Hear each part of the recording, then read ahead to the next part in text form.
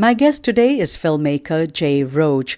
We talked to him about his new film, Turmbo, that releases in November 2015. Roach is the winner of 4 Emmys, a Golden Globe and a Peabody, and he is the director of the Austin Powers trilogy, Meet the Parents, Meet the Fockers, and The Campaign. And now he has a new film out called Turmbo. The film is about a well-known Oscar-winning Hollywood screenwriter called Dalton Trumbo. He was a communist who was jailed and blacklisted in the 1940s. He, along with 9 other artists, were blacklisted and were known as Hollywood 10. And they were blacklisted because they refused to testify to the U.S. Congress about the alleged communist propaganda in Hollywood films. Turmbo stars Bryan Cranston as Turmbo, Helen Mirren, Diane, Louis C.K., Elle Fanning, and John Goodman. Here's our interview with Jay Roach. Welcome to San Francisco. It's so nice to be back. I love it here. You went to Stanford. I did, and I worked at Stanford for 2 years after my 4 years of school there, and I miss it terribly. My son goes there now, so we get to come up once in a while. Oh, what is he studying? He's studying creative writing. Oh, that is interesting. So you do come down to Stanford. Yeah, and I made so many friends there over the years. One of my close friends, Chris Samuelson, ran the film program there for a long time, and we've tried to sort of stay involved in the film and screenwriting program at Stanford. There's so many brilliant creative writers, I think partly because of the Stegner Fellowship, but also because of Ivan Bolin and Tobias Wolff. And, there's such a wealth of great storytellers. And so that's sort of, since I was at Stanford, I became more interested in storytelling while I was there. And I think just as a segue to Turmbo, that's what drew me to wanting to tell this story. Is it's a story about a writer. It's a story about a storyteller who, went against all the odds and was told he couldn't write anymore for 13 years, and ends up winning 2 Academy Awards and writing Spartacus and doing this incredible work because he was just a relentless storyteller. So so that's the connection to this movie for me. So that's interesting that you discovered your passion for storytelling at Stanford and then ended up making this movie, which is called Turmbo. Before we go into the movie, tell us, who was Dalton Trumbo? Many of us have seen his films but didn't know that he's the one who wrote the screenplay. Yes. Yeah. Roman Holiday is one of them. Mm-hmm. Spartacus is another. And my father, when I was young, would always say, watch Spartacus. Yes. And this is in India, not here. Really interesting. Well, it's such a classic tale, such a great predicament, a slave being forced to fight other slaves for the benefit of the emperors, and ends up forming a community. They revolt, they form a community, a collective community. So in a way, it was the most subversive film he wrote, and it was actually the film that ends up helping dissolve the blacklist, because he got his name on that film for the first time, thanks to Kirk Douglas. But that film is great. Roman Holiday, which I hadn't seen in a long time, is a beautiful fairy tale, a very kind of classic mainstream movie about a princess and a working class reporter. And he had written films that were patriotic, about the war as well. 30 Seconds Over Tokyo, A Guy Named Joe.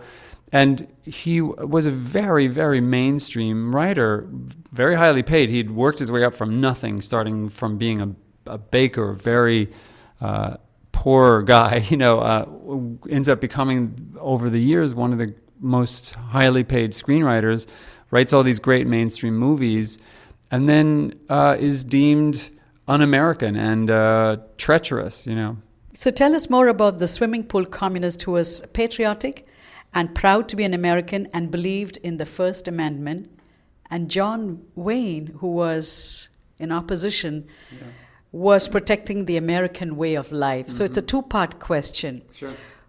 Dalton as a communist, and then what is this American way of life that both of them in some ways were fighting over? Well, it's hard to remember, I think, that for people who joined the Communist Party, it meant something very different than it would be, for example, if for today.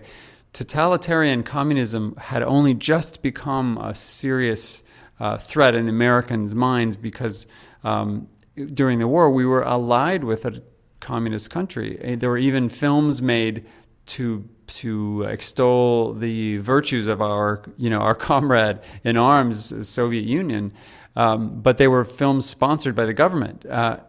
After the war, and when it started to be clear that Russia was going to occupy Eastern Europe and try to steal nuclear secrets and become a very warlike foe of ours, obviously it changed. Totalitarian communism was horrible. We learned by the mid-50s that Stalin was a monster, And Trumbo had joined because he was anti-fascist, pro-union, pro-civil rights, and at that time during the war in 1943 when he joined, communism was, the American Communist Party in particular, was more filled with people who today would be progressive Democrats or maybe socialists, but they were not plotting to overthrow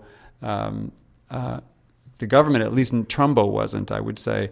There were people who were, anti-American, but Trumbo was not. He was a true patriot. He loved his country. He was a war correspondent. And I think he got rounded up in a way by people who just wanted him to conform to their version of Americanism.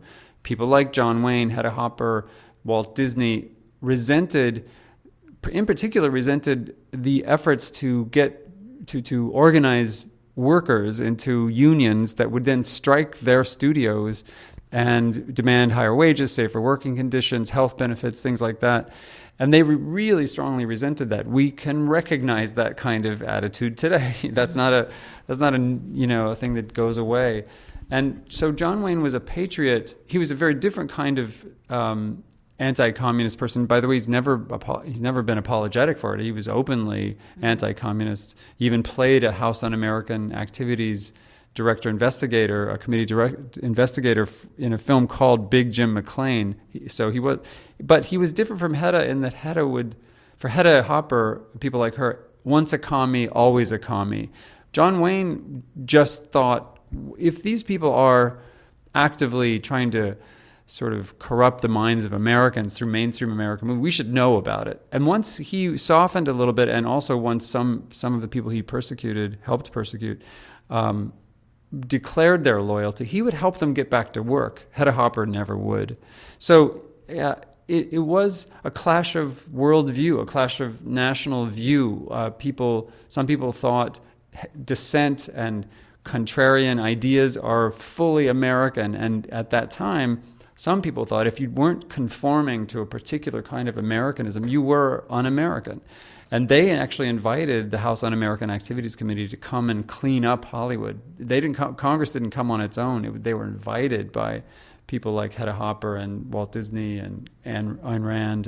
Ayn Rand? Ayn Rand, yeah, wrote the mission statement for the Motion Picture Alliance for the Preservation of the American Ideals, which was this Hollywood-based organization. And so she was very active, and they were sure that the whole idea of collectivism was going to catch on, and that the union movement, the workers' movement, might propel that. So they were intensely antagonistic to these 9 writers and this one director. The 9 writers in particular had been very active in unionizing Hollywood. When did you discover Trumbo? And I think if you were in the film industry, you probably know that he was blacklisted. But when did you really discover Trumbo? Well, I actually knew Edward Dmytryk was the director, the 10th of the Hollywood 10. He was a film teacher of mine, taught directing classes, and he had refused to name names when he first was brought before Congress and had gone to jail for it, just like Trumbo. But more like Edward G. Robinson, he ended up coming out of jail and naming names. So he was, for a while, despised by both sides. He ends up rehabilitating his career because people gave him a shot, and he ended up making some great movies. But by the time I had him as a professor, he was at USC Film School. He was very conflicted about it, and you could tell it still haunted him to some extent. And some of the other faculty at USC were a little tough on him about it still, kind of cold-shouldered him. So I was very aware of the blacklist through hearing his story. What was he conflicted about? He was conflicted about having named names, having named the names of fellow filmmakers, storytellers who he could say he had known they were affiliated in some way to either, the Communist Party itself or people who were, that just knew communists. And he contributed to the destruction of some people's careers, and that I don't think he felt great at all about that late in life. I think he was very conflicted. He avoided talking about it most of the time. So it was the point is that it was such a cautionary tale to see the cost to him, and he did go to jail, and definitely had his career affected. But he had sold out a little bit, and there are a lot of people who would disagree with that, who think. I've read pieces by very extreme thinkers in my mind who believe Joe McCarthy didn't go far enough, So I'm sure there are some people who would say that Dmytryk did the right thing by informing on his friends. But I think most people recognize that the House Un-American Activities Committee in itself was mostly an un-American committee for trying to prosecute people for their political ideas, which just the Constitution specifically was designed to forbid that kind of activity. Did you talk to Trumbo's children, Yes. The two daughters? We got to know Mitzi Trumbo and Nikki Trumbo. Mitzi lives here in the Bay Area, actually not far from Stanford.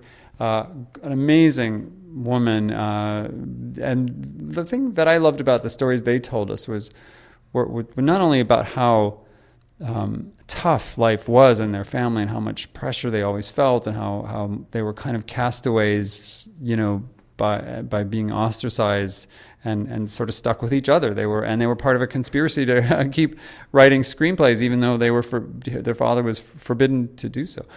They talked about, though, the other side of it was that he was such a great person, such an inspiring person, and it was that they evolved in a household where he would tell stories and he would make them laugh. He was a really funny person, which that's why the tone of the film includes comedy, because he was really funny. He was really dark and combative, but he was also occasionally very funny, which I felt the only way to tell the story authentically was to allow for comedy. And that's why I cast people like Louis C.K. and John Goodman. And so that all came from talking to the daughters, and they really helped us get it right, which was always our mission. Would you say that Dalton was a man of integrity? I think he was absolutely a man of integrity. He made a very costly choice. He knew it would be costly. I don't think he thought he was going to go to jail when he first decided to testify the way he did. They hoped that their case would be picked up by the Supreme Court, and unfortunately, before it was, 2 of the more liberal justices died in the same month. So they had bad luck in that way. But he did make a choice to risk his entire career, to alienate, all his friends, and which all happened. He lost his career. He was put in jail, and he was willing to do that for the simple reason that he thought justice was worth it. Fighting for justice was worth the price, and that the Constitution was worth. He lived by the Bill of Rights. It was almost the 10 Commandments for him, and it was a religion. Human dignity and justice are the source of all his fights. He said, I used to get in tons of fights, and I always thought they were different, but it was always one fight to fight for human dignity. That's a direct quote from a letter that he wrote, where he said about the un-American activities, the whole thing, he said we were all at the end victims. Yes. And he talks about the right to protect ideas and First Amendment. So, like you said, he believed very strongly in the American Constitution. How did you get Bryan Cranston as the main lead playing Trumbo? Yeah, I just wanted to say about, I love that he did believe that there were no heroes and no villains, that there were only victims. It was such a terrible, terrible situation that everyone was forced to behave in ways that many regretted. Part of what drew Bryan Cranston to this was the great screenplay. It's so nice to have a great screenplay about a great screenwriter. And John McNamara, our screenwriter, wrote this beautiful screenplay. Michael London, our fine producer, brought it to me, and then I worked with John a bit, and then we ended up talking to a few actors. But the one we all gravitated towards was Bryan Cranston, and then the financiers had to kind of be persuaded that Breaking Bad was enough of a success that he could draw viewership. And once they did, and he jumped in, then these other fantastic actors: Helen Mirren, John Goodman, Diane Lane, Michael Stuhlbarg, Louis C.K., Elle Fanning. It was just a wonderful club that we formed, around this one man, I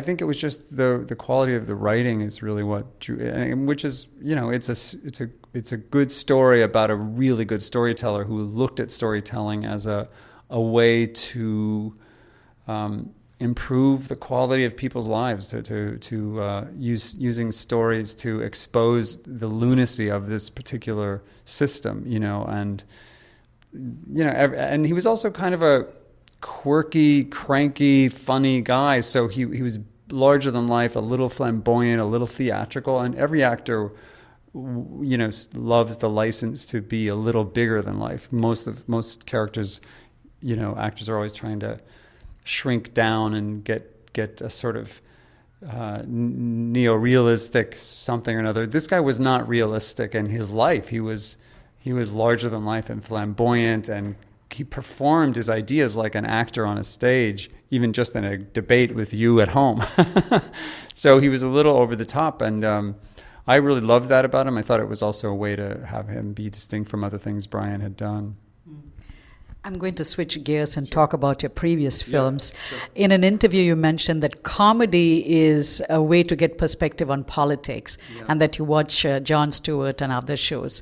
Yeah. And if you look at your body of films, it is comedy and looking at the American way of life, right? Yeah. Whether it's Austin Powers, whether it's Meet the Parents series, or whether it's the one that you made, Recount, Game Changer, and then the very funny, The Campaign. Thank you. How did the idea for The Campaign came? You had me with that first shot on the hair. Yeah. That was Will Ferrell and Zach Galifianakis came to me with that idea, and I just helped them develop it. Adam McKay was very involved, Chris Hinchy, the writers. But, I do find a theme, and even in the comedies, in a kind of very cheeky, not particularly subtle, but sort of smart-assy way, I try to connect to the themes that I'm always trying to connect to, which are, the sort of loving way of life as compared to a fear-based way of life. Even if you think of Meet the Parents, De Niro's character is completely about fear and paranoia, and he uses his professional paranoia and national defense techniques to undo the future fiance of his daughter. And Austin, we even say it out loud. We have Dr. Evil and Austin debate, the merits of a fear-based world versus a free love world, and I find those themes constantly repeating themselves in life anyway, because I do think there is a sort of protectionist thing that kicks in that prevents sometimes people from empathizing with each other and reaching across and trying to understand each other instead of always trying to be understood. And that's interesting to me. Someone just pointed at these concurrent themes, out to me, and I was like, really, I didn't realize that, but that's kind of how there is a pattern, I would say, I guess. And I don't think it matters much whether they're comedies or dramas. You're always just trying to tell stories about humanism and just being how then shall we live? Should we be constantly trying to force people to conform to our individual way of seeing things, or should we be open up to alternative ways of coping with life and all the terrors and the anxiety? It sounds like too big a questions for just a 2-hour movie or a 90-minute comedy to deal with, but what else do we want to talk about? So the essence is you don't believe in living in fear, I don't think fear should be the driving mechanism. It's limiting. It shrinks us. It diminishes us, and it turns us on each other very often. People use fear of real things, real threats, in the case of totalitarian communism, or in the case of terrorism now, to try to convince you that you're not with the program, you're not fighting hard enough for America, or you're not American enough, and that always surprises me, and is sort of depressing. So sometimes these films are just therapeutic for me. My final question is, then you went and produced a film like Borat, which had so many lawsuits against it. Yeah. Well, I was personally sued quite a bit for those movies. But again, Sasha was fantastic at exposing anti-Semitism, exposing racism, exposing sort of hateful, again, sort of fear-based mythologies that were terrible. I mean, Borat's own personal mythology about Jews is hideous, and by sort of behaving as atrociously as he did, it is funny in a weird way, but it's also helped disarm people that he encountered, real people, and got them to expose how much racism was running under the current in those situations. And we see it today, how it's not under the current anymore. It's since the presidency, since Barack Obama was elected, it's come to the surface. So Sasha was onto something, and I thought he was very provocative and very powerful in telling stories the way he did. Agent provocateur, is that the term? Yeah, agent provocateur. Yeah. And I just want to bring up that I'm so happy to be talking to someone from KZSU, because I worked at KZSU when I was in school. I was pre-law, an econ major, and I just got interested in working for the newspaper and for the radio station. And through the course of editing public affairs shows and doing some of the halftime shows for sports at KZSU, I started thinking, law school is not going to be nearly as much fun as telling stories, in radio. And then that went to shooting still photographs, and then thinking I'd be a documentary camera person, and eventually applying to USC Film School. But it all started at KZSU. Maybe there's hope for me. There's hope for everybody that's on such a cool radio station. What are your favorite songs or singers that are not Bangles, but other than Bangles? Oh, let's see. I listen to, you mean like for all time? Yeah. Oh, I like Neil Young, Led Zeppelin, some more poppy stuff, Paul Simon, Simon and Garfunkel. Lately I've been listening to a lot of Arcade Fire and a band which I'll probably mispronounce the name, Sigur Rós. I have a very eclectic taste. You had Billie Holiday in the final. Yes, I love that song, and Ain't Nobody's Business But My Own. It's really summed up Trumbo's defiant individualism. Jay, I wish we had more time to talk, but hopefully when you come down to Stanford one of these days, we'll have you down at the radio station. I would love to go underground again under Mimod, and I will let you come down and look at the station. Thank you. Yeah, bravo. Thank you. You can download this and other podcasts from our website or iTunes, and you can watch our TV shows on our YouTube channel. And I'm on Twitter. My handle is @Kamla. And if you have any questions, suggestions, or feedback, please feel free to send them to us. And as always, thank you for tuning in.